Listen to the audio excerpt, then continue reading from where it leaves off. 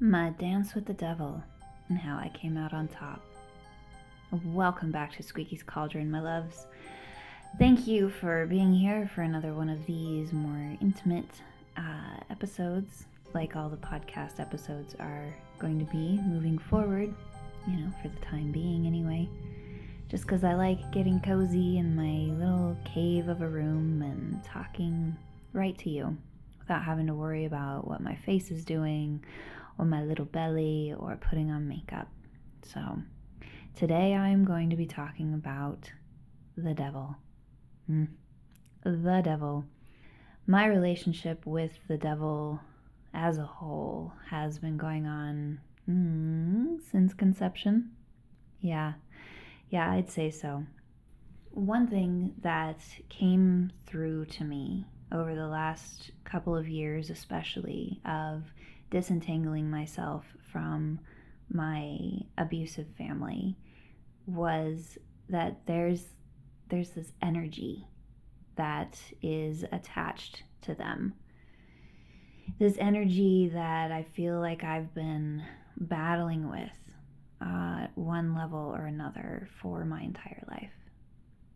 And what kind of keyed me into this idea, the recognition of this thing, is this vision that came to me. I am at the center of a web.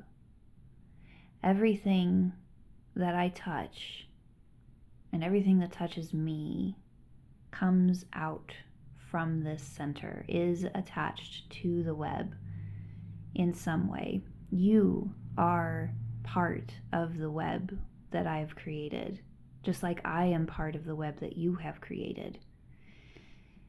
So my family has been increasingly, thank God, a distanter and distanter part of this web. And still, I am attached to that part. I don't know if I will ever not be attached. There's something about the family of origin that I think, don't ever get to completely shake free from. And it's just something that we have to navigate. Something I have to navigate, something you have to navigate. So I've seen it as this kind of darkness, and alternately between like a pit of vipers or a rat's nest, or just this roiling ball of darkness that's kind of like off to the front of me and off to the right is where it always seems to kind of feel like it exists. And occasionally I will go through some kind of process, some kind of big fuck yes for myself. And it'll be like moving through that, I've accidentally stepped on the piece of web that leads back to my family. And then I'll get an email or, something else will come through, like very quickly afterwards. And having been made more conscious of this recently, I think that in and of itself has helped to dismantle some of the lines of communication that have existed, the intangible lines of communication. So, my dance with the devil. This devil is that energy. That's what I'm getting. This devil is that energy, that darkness. And it is not exclusive to my family. It is an energy that I have been navigating within myself and within relationships that I have with other people, many other people in my life. Not so many right now, thankfully, but multiple times over the years, I have touched this energy. This energy has touched me. This energy has plagued me. And now I'm starting to plague it, I think. That's what I'm getting. I'm starting to plague this fucking energy, and it's not happy about it. I would venture to say that you too have touched this energy, because I think it is so massive and so prevalent that we've all had experiences with it at one time or another, and maybe right now you are wrestling with it in yourself. Maybe right now you are wrestling with it in a person that you love or a situation that you love. And this energy, it is sticky, it is tarry, it is the anger that comes from a lack of love, from deep, deep fear. And it has hooks. It's basically all hooks. And you can feel this when you're in a conversation with someone who is engaging with the energy, that their words just have barbs in them. And it's been my experience, at least, that it's very easy to get hooked by these words, by these different tactics that are used, or even just the simple languaging, because words are spells, and these spells come out with the intention of dragging one into that energy. I do believe that when we talk about narcissists and narcissistic behavior, what we're actually talking about is someone engaging with this energy, just to put a little bit of psychological terminology around it. So this particular dance that I engaged in went down on Sunday, and I've had this, I've just looked at my clock, it's 3:33 p.m. Perfect. I've had this relationship with someone here in town since the first week that I got here. I went out, I got involved in a meetup group, and this person took a shine to me. And from the very first time that I met this person, I knew that there was something that wasn't quite sitting right with me. There was this tendency to take up all of the space. And I thought, okay, that's not, it's a red flag, but it's not like the reddest and the biggest flag. It's something that I think can be navigated. And often people take up a lot of space when they're nervous. If they're an extrovert and they're nervous, they tend to suck a lot of air out of the room. So I was like, okay, we'll go ahead with this. There were aspects of this person that I really appreciated. And we continued to hang out periodically over the next month and a half or so. But this thing never went away. And in fact, it got worse. It got to the point where there were... Have you ever had someone yell at you about something you had nothing to do with? So actively yell at you about something someone else did. Not to chastise you, but what ends up happening is you are actively being yelled at, which is an experience in and of itself. When a person is yelled at, we will have a physiological response to it. We will have an emotionally driven response to it. One way or another, it's not a fun feeling to have someone yelling at you, even if it's not about you. And that behavior was very persistent, consistent, and extended. It felt very much like, let's put a quarter in this person and see how long they're going to yell at me. But it wasn't until... So I was feeling like, okay, this is probably not a great relationship for me. And I have a lingering people-pleasing, hope for the best, give the person the every shadow of the doubt before, switching off and moving on to the next thing, which is something I'm working on. And something I am much better about now than I was even a year ago.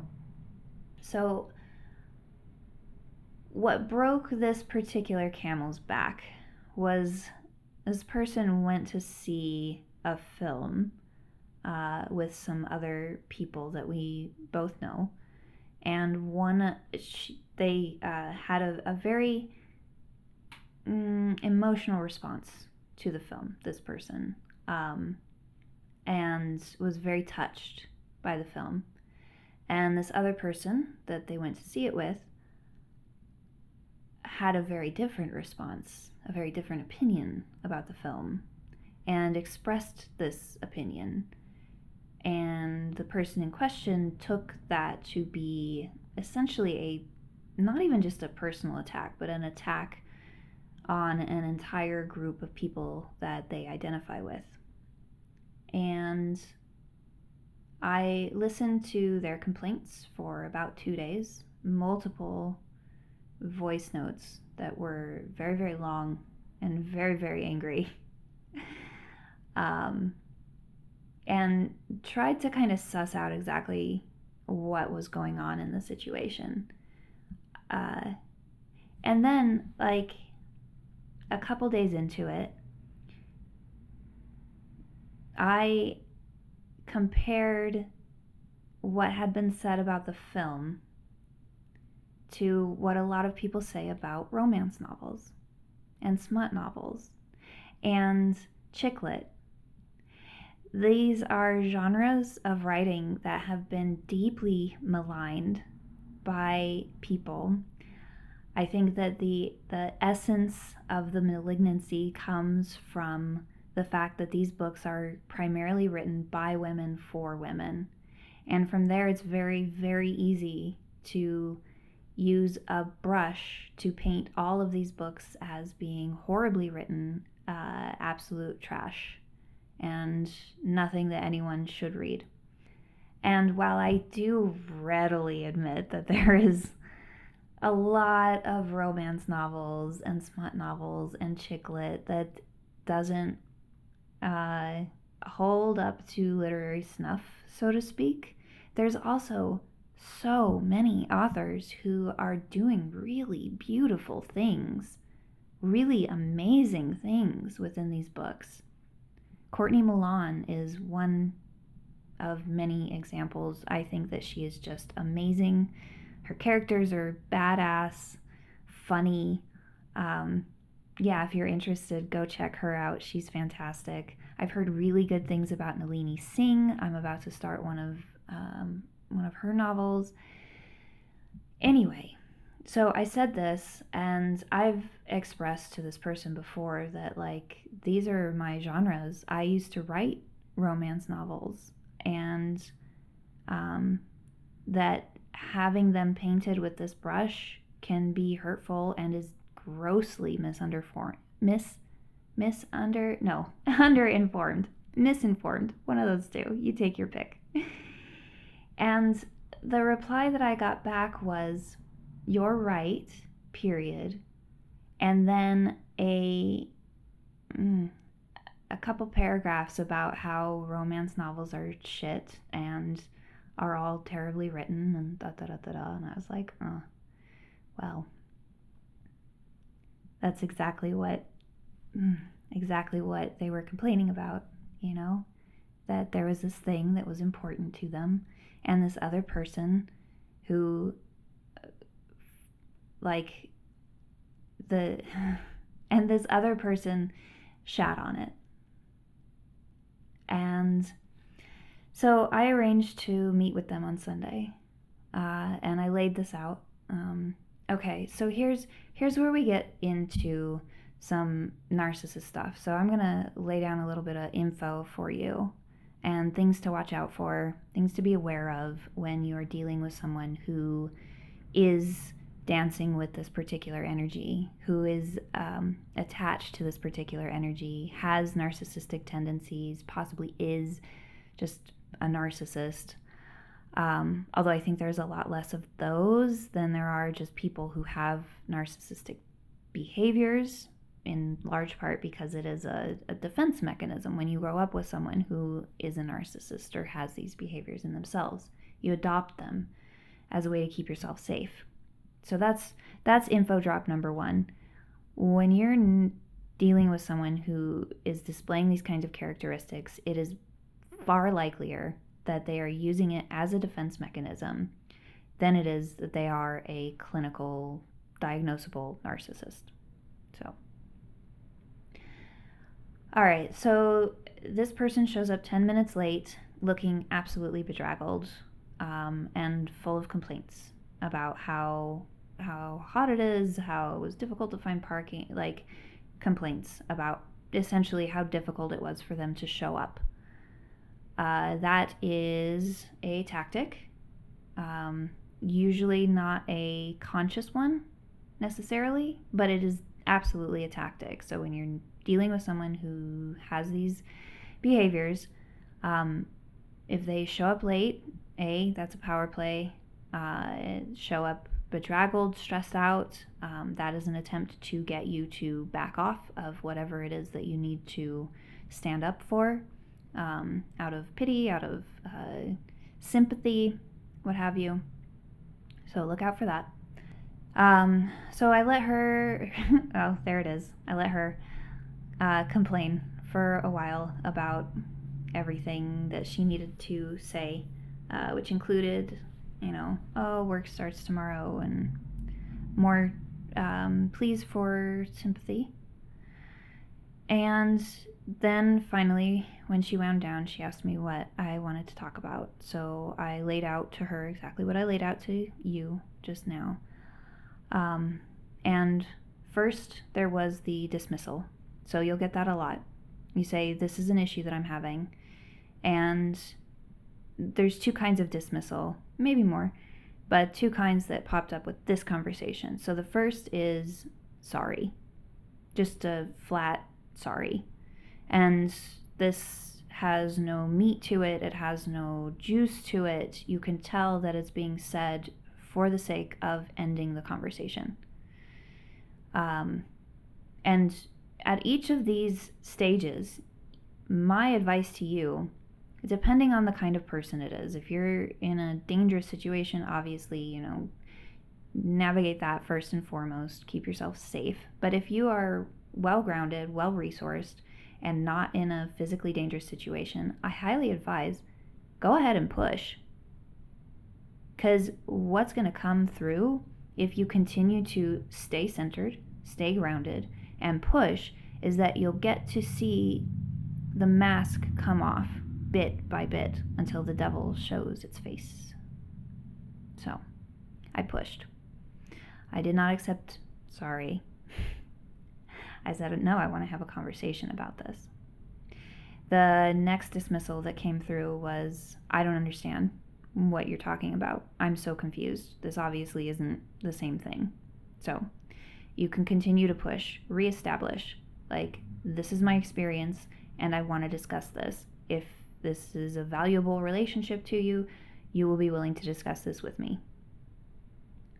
After that came eventually, there was some back and forth there, but eventually came the pity, the self-pity, the pity me, which resulted in tears.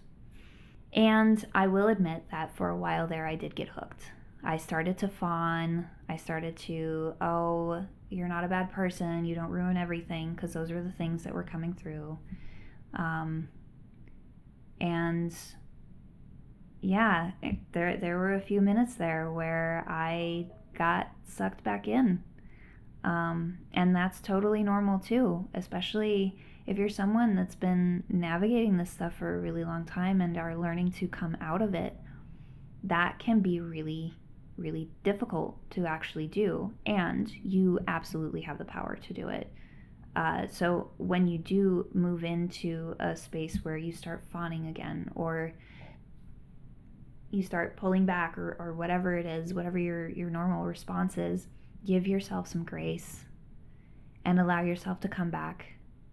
Especially in the aftermath of any conversation like this, give yourself so much grace for any like backtracking that you might have done, whether you got angry, you got quiet, you fawned, any of those things. Like, you're learning, you're growing, you're processing, and that takes time, and that takes so much experimentation and practice. So I see you, and you're doing great, and just keep doing it, because you're absolutely worth it. Like, these relationships are fucking toxic and damaging, and are designed to make you feel like shit, are designed to put you under the spell of a fucking devil. That's the conclusion that I'm coming to these days, is like, the Satan in the Bible has nothing to do with some entity that lives in the center of the earth or underground or in hell or something. It lives within and among all of us. All of us. So, so I fawned for a little bit, and then the fucking craziest thing happened. And I chalk this up to all of the energy work, the inner child work that I've done. But she started laughing. Like, she was bawling. And then suddenly she was laughing. And in the process of this, like, when she was crying, her head was bowed. And as she started laughing, she lifted her head up, and I saw, just for a split second, this look of utter glee on her face. And it was like the mask had just dropped completely in that moment. And I think she saw my face in that moment too, because she started deflating. Like, her body literally started becoming smaller. She wasn't crying anymore. She was just deflating, like a balloon. Like I'd suddenly unhooked the power source, and the wavy arm guy at the car dealership was just going down. And I think that's exactly what I did energetically. I unhooked myself from her so she could no longer utilize my energy. And I did that by the grace of God, I guess, like taking that mask off for me in that moment so I could see really, really clearly what I was dealing with, who I was dealing with. And the mask came back on very quickly, as it will. So you have to trust those moments when you see it. Like, trust your instinct, trust your gut. You know what you saw, you know what you felt. You can go forward with that. And the next tactic that she utilized was the turnaround, which is a classic. Now, generally speaking, I think when the energy is still plugged in, the turnaround can be very clever and very subtle. And it'll essentially be, this person takes your issue, and when it's being clever, when it's resourced, it can take those words and twist them and bring something that is so similar to what you've said, but uses different language so that it looks unique. So, like, for example, I don't feel safe around you will then be turned into, well, you make me feel, I don't know, uncomfortable. You make me feel in danger. I'm not good at this, guys. I'm not possessed by the devil. But I think you understand what I mean. When that energy is not resourced, which is what I witnessed, the person that energy, whatever it is you want to call it, will use your exact same words. Exact same words. So for me, I did say, I don't feel safe expressing myself around you because of the yelling, because of the space taking.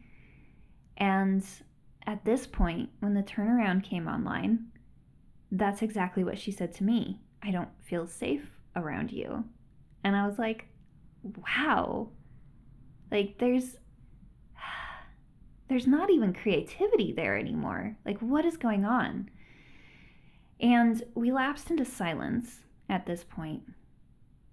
And one of a beautiful thing that I've gotten a lot of practice in working with my coven in the Penetrate program, which is the existential kink coaching training program I just went through. Like me and my coven, they're awesome. And we still meet every week to talk with one another. One of the things that I've had a lot of opportunity to practice is sitting in silence.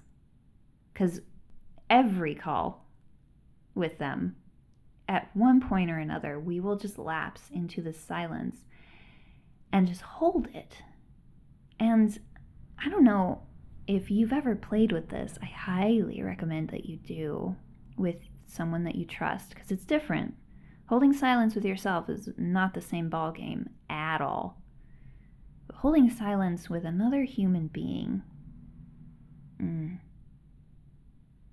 something always comes through. Something unexpected and surprising always comes through. Internally and externally.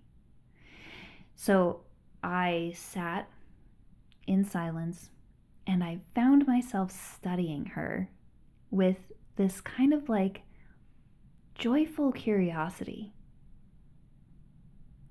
waiting for what was going to show up next. What's going to come through next? What is she going to try next? Because it felt like she knew that I'd unplugged. And these last little bits were just throwing stuff at the wall to see if maybe something could hook me back in. And I waited and I watched her. She wouldn't look at me. And then finally she says, "Do you have anything else that you need to talk about?" And I said, "No, I don't." And then she used her very last tactic, which is to start saying, "You don't know anything about me. You don't know my life. You don't know what I've been through." Which, I don't know every detail of her life. I don't know every situation she's been through. And I do know. I know where that anger comes from. I know that pain. I know that feeling of confusion and being lost and feeling completely unable, whatever, to do anything different. And the world is out to get me. And everything is against me. And everything is an attack. I fucking know. I don't have to know your birth data. I don't have to know your dad's name. I don't have to know how many boyfriends you've had to know that feeling. At that point, I said, "I'm going to go pay my tab." I went up to the bar. She was still sitting at the table. I paid my tab. I came back. I put my hand on the table and I said, "Good luck." And then I left. And I feel like I triumphed in a dance with the devil. It tried to suck me in. It tried so hard to suck me in. And I said no. And what really underscored this feeling, even after that moment, was later in that evening receiving an email from a completely random email address, just made up of numbers and letters, that was unsigned, not addressed to me, just showed up directly in my mailbox. And it was about 3 pages, like if you'd printed it out, it was about 3 pages of what you might expect to read in the notebook of a person who's been possessed. It was disjointed, there was anger, this person was talking to and about this entity. There were references to Satanism. There were references to violence against women. It was just, yeah, it was creepy. It was creepy as fuck, man.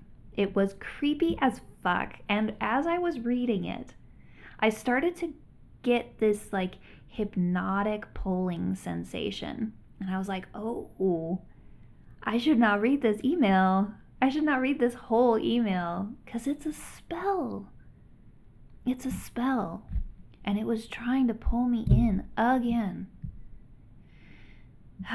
So I sent it to Hisam, my boyfriend, the next morning because I needed to get some other human to verify that I'd received this thing, to validate this for me. And then, like, with strict instructions, don't read the whole email, just like skim it, get the gist, and then we both deleted it off of our Gmail accounts. Man, oh man. So this is all coming through in just the first few days of Venus retrograde, and I have this feeling that, like, with the Pluto opposition and with what's happening with the comet Ceres, which is a comet, the goddess is about strife and chaos, like, all of that is playing into some big fucking energy moving through all of this. And other people that I've talked to have had various different experiences within the space of this Venus retrograde, including my friend Steven, Metal Mysterium. I've mentioned him before, encountering an assload of death within just the space of like 3 days. Yeah. I'm very curious to hear about any experiences that you all have had. Please do email me at squeakiescauldron@gmail.com. I've been quite active over on Instagram, so definitely check that out. It's at Queen Sarah Evergreen. That'll be in the show notes, so don't worry about remembering it at the moment. But yeah, please do reach out. Let me know. I'm very curious. Weird stuff is popping off. Weird stuff. And I'm fascinated by all of it. So here we go. We're at the end of this episode. And maybe, hopefully, you have picked up a little bit about how you too can successfully dance with the devil and get out alive, get out unscathed, get out triumphant. All right, I love you so much. Thank you for listening. Take care of yourselves, and as always, my loves, use your voice.